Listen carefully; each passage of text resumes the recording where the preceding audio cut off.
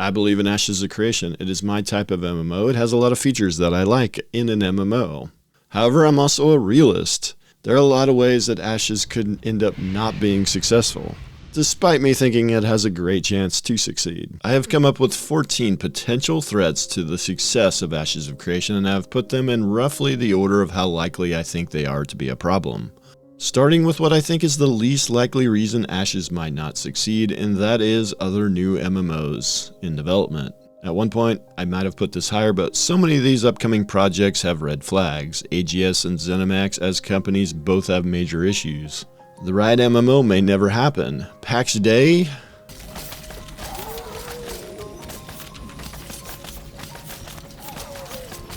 There you go. Outstanding left clicking. Excellent left clicking. Now it's probably the best left clicking so far. So overall, I don't see any major threats from other MMOs currently, but there are a lot of MMOs in development, so maybe one of them will surprise us. Either way, Ashes is significantly different from most of them, so I don't think this will be a problem.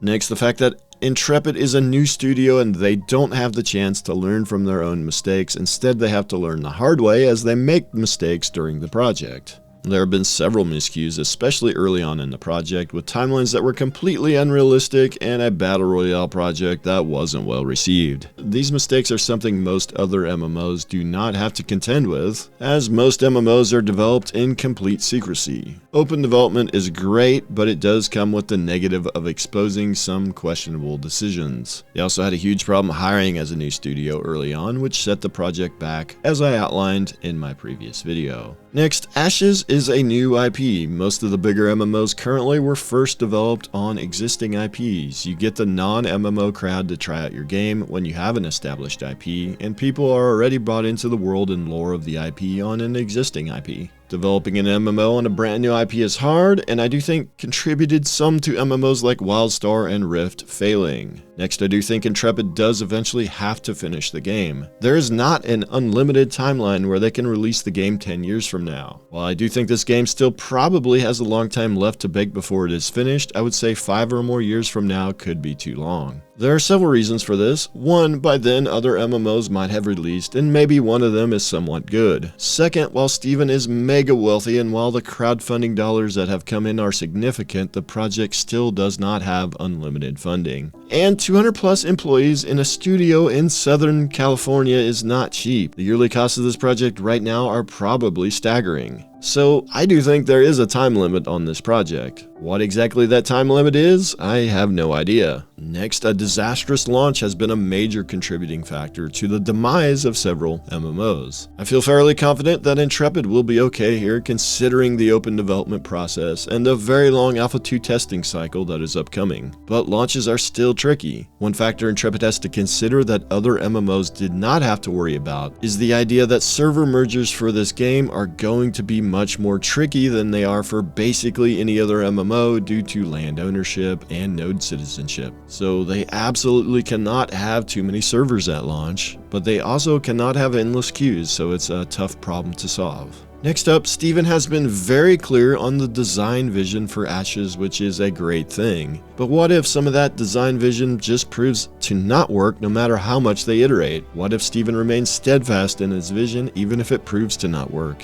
Well, that could be a problem. At the same time, moving too far from the original vision could also be an issue. So over or under adjusting from the original vision could both end up being a problem, and they will need to find the right balance here. This next one is similar, and that is listening to the wrong feedback. Open development, NDA-free testing, and collecting all sorts of feedback is great. It allows developers to catch problems they might not otherwise catch. But oftentimes feedback doesn't come from the best sources in my opinion. Large streamers that only want the game to be like World of Warcraft are not the best sources of feedback. In fact, I would go so far as to say the best feedback almost never comes from content creators, even ones like me that are fully committed to the project. Instead, I think the best feedback comes from the average or more casual players, and I do worry that Intrepid might not have a lot of average players during the Alpha 2, because I don't think the average player is willing to shell out $250 to test an alpha version of a game. In addition to that, the average player I think is oftentimes not the most vocal in voicing their concerns. The loudest voices from a feedback perspective are often from the people that do not represent the view of the player base as a whole.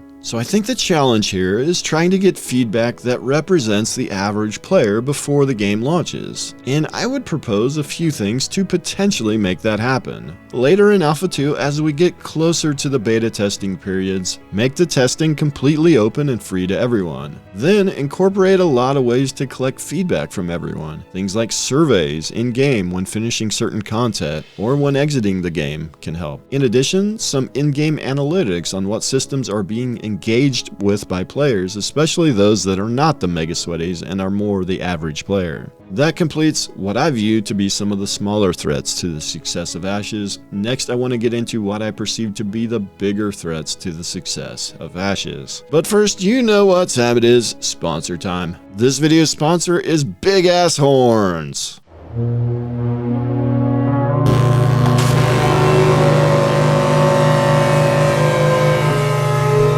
Thanks, Big Ass Horns.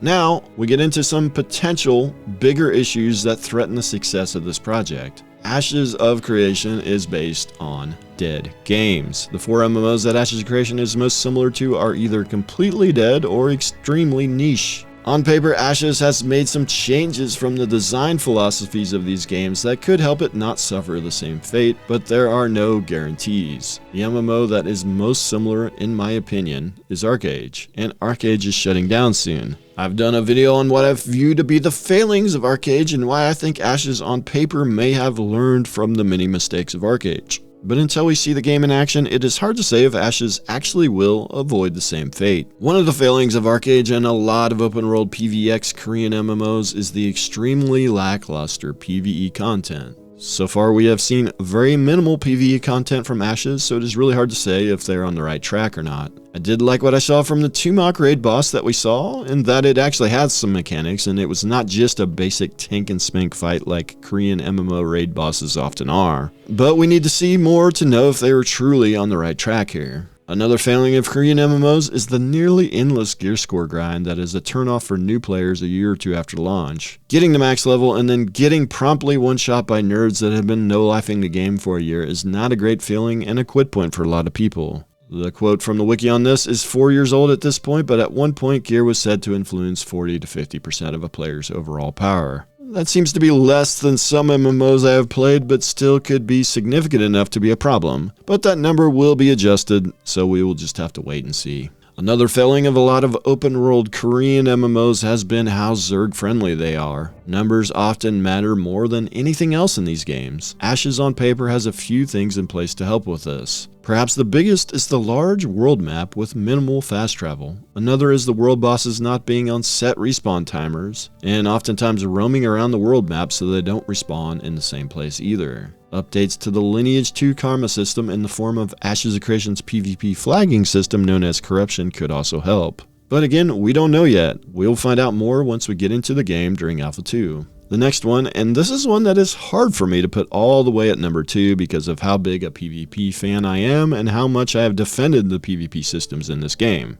But objectivity wins out here, as always on PvP, even with the restrictions of the corruption system, could certainly derail the project as well. On paper, I think the system seems solid, but we know players will absolutely try to find any possible loophole to get around some of these restrictions. And it is possible that no matter how many times Intrepid fixes a loophole, a new one always pops up, and they can never tune it properly no matter how hard they try. And if that is the case, the game could certainly be in a lot of trouble at that point. This next one should be no surprise to anyone that has followed me for a while, and that is the scope of the project is absolutely insanely massive. And I've always viewed this as a potential big issue. As I often say, I love that the scope is huge and that they are aiming big, but it is also a potential issue if they can't make each system great individually and also work well with every other system. Again, we will start to find out more on this a year or two into Alpha 2 testing. Early in Alpha 2 testing, it will still be too early to tell if they can pull off the scope.